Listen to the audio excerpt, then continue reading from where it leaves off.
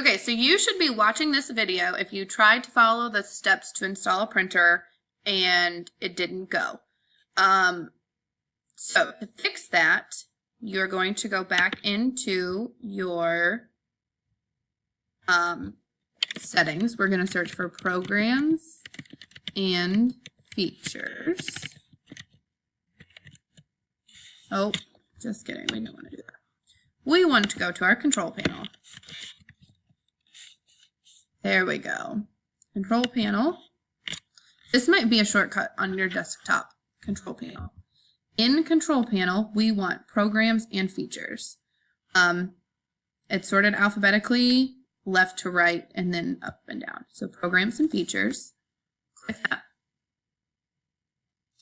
Once you see all the different programs on your computer, then you can come over here to this little blue and gold looking shield and select Turn Windows Features On or Off. It's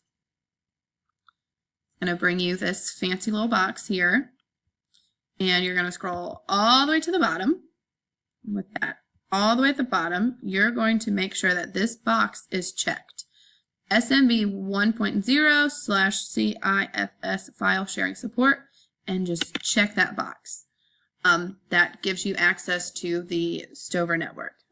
Basically, the computers are new, the Stover network is old, and they just weren't communicating at first. So now that we turn that on, click OK. It's going to pull everything up and make your changes. The unfortunate thing is you will have to restart now as well. So click restart, and